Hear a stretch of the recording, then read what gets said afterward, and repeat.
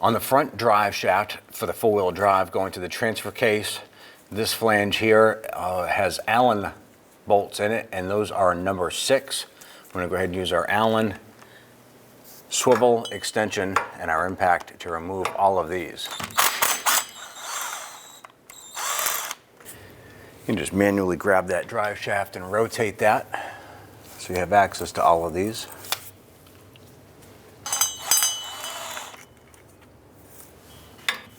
Once this is removed, we're going to move to the forward part of the drive shaft and do the same up there.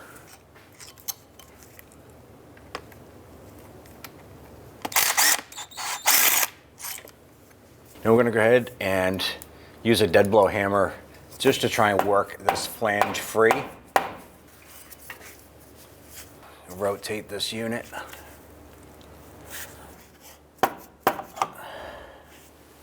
Now we're going to try and compress this part of the drive shaft on itself.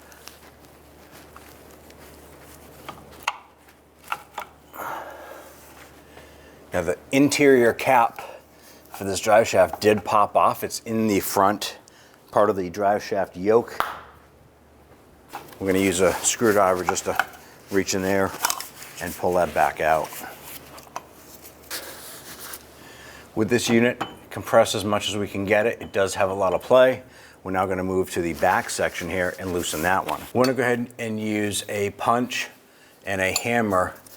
There's a small ridge on the inside of the drive shaft unit here. We're going to go ahead and tap on that to try and work that out. Go ahead and rotate that. And we're going to work our way around. So now that we have that loose, we want to go ahead and rotate this a little bit more.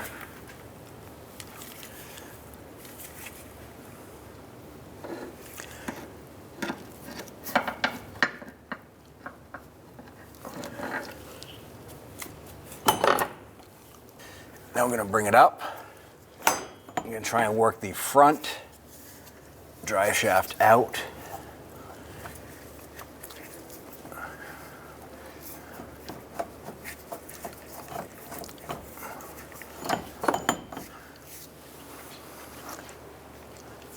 I have to use the pry bar on this side as well.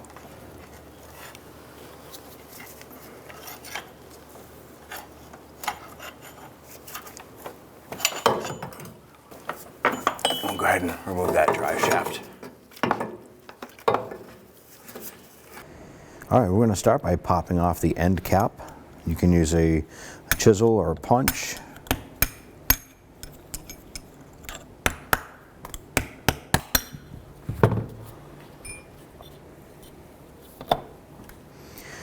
Now on this side here, I want to go ahead and clean that up.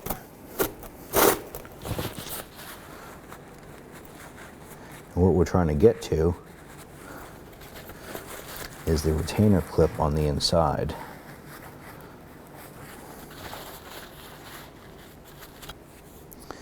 Using your lock ring pliers,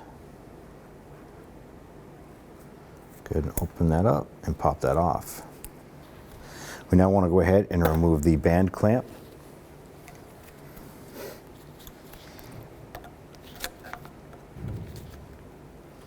A pair of cutters or pliers, go ahead and pop that off.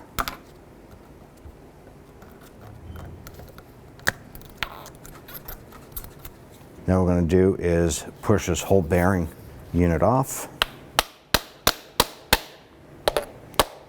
If you find that the boot is sticking a little bit, super easy. Just grab a blade, poke, and put a slit in it. There you go. Now before reassembly, you want to go ahead and clean all the splines. You won't get that any grease or dirt, anything like that out of here. Spray that down, wipe it down, make sure that the notch for that lock ring to fit into is clean all the way around. Now we have the old unit here that has the cap and the rubber boot. For installation purposes, you want to make sure that this side matches up with your new unit. So you have the recessed section here. We have a gasket right here. And see, if we wipe this down, it has a recessed edge on it. This side has a recessed edge, but this does not. So this is going to be the side that gets the cap with the rubber boot. Get a little bit of grease on the shaft here, and then we're going to put a little bit on the inside of the boot just to help us with installation. We're going to go ahead and put our band on, just kind of set it in there, and then go ahead and work that onto the shaft.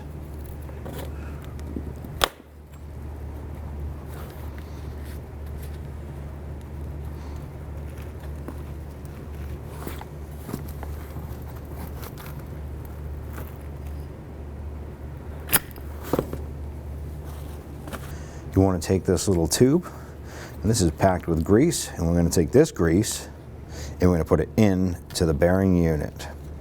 So what we want to do is, this is going to move around a bit.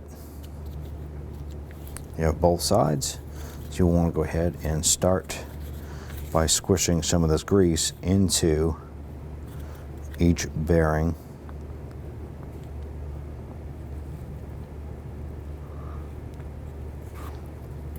And go ahead and start packing that in. You want to go ahead and work this around. Make sure that there's no dry bearings in here. You'll notice that the bearing starts to free up a little bit once you get more grease in there. Just when you think you're done, flip it over. Got to get both sides of this.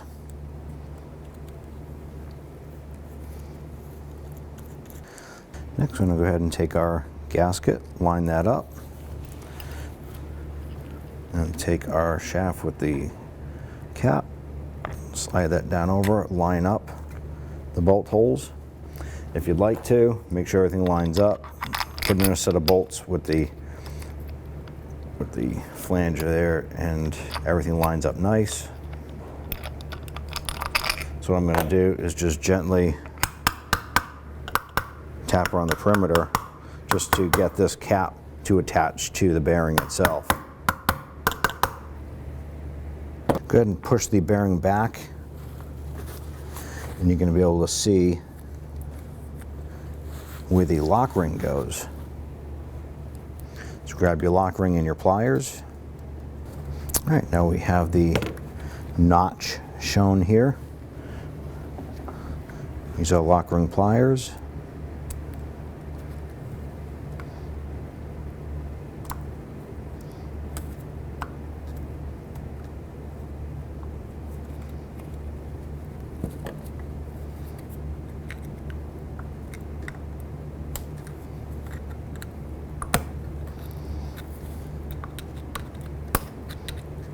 Here it snap right into place. All right, once we have this lock ring on, any grease that you have left over, go ahead and put it inside that section there.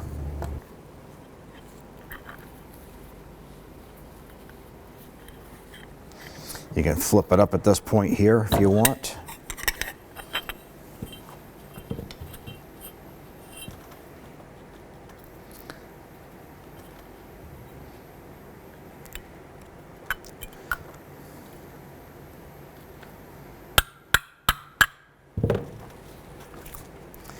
Make sure that everything lines up.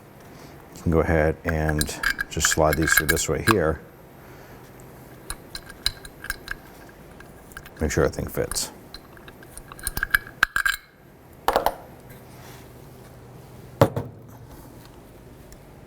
Now I want to go ahead and tighten up this clamp here.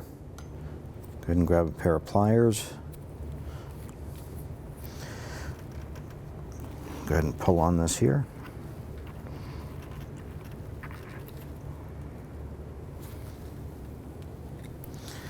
With the flathead screwdriver, just hold that, bend that tab over.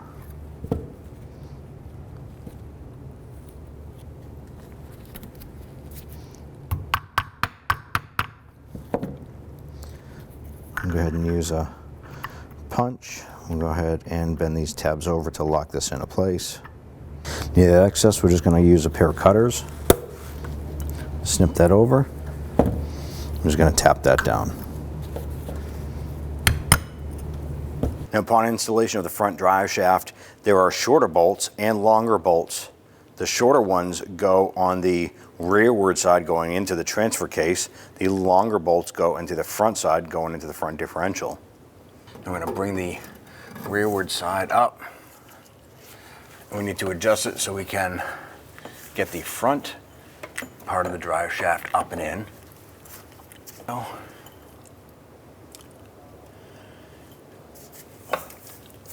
Now you want to pay attention to the placement of the bolt holes. So before you push this in, I want to make sure that we can go ahead and get a couple of the bolts started here. So we're just going to push those in.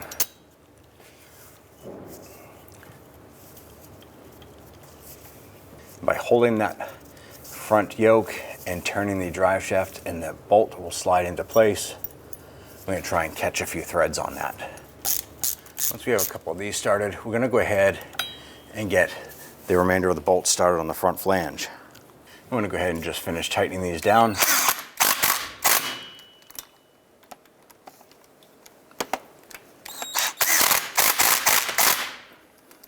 Let's move on to the rear. I'm going to go ahead and try and repeat the same process. You're going to line up the flange bolt holes.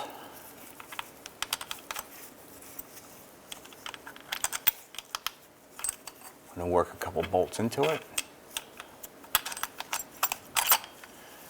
And slowly move the drive shaft back and forth so you can feel them catching on the holes, and try and get the bolt started.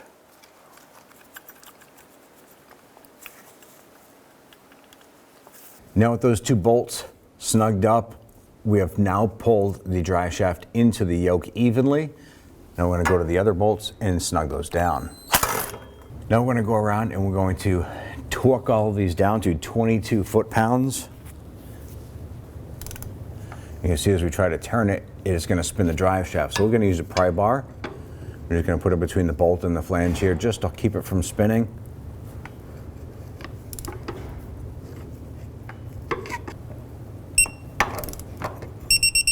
And we'll repeat this for all of the bolts. So normally we would use a pry bar for something like this. We're going to use a screwdriver at this point because it has a thinner tip on it.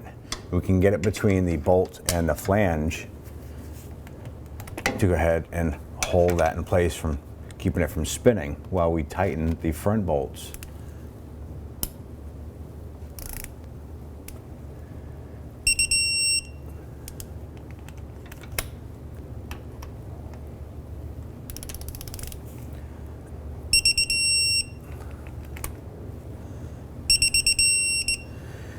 And that's it. We have all the bolts torqued to 22 foot-pounds.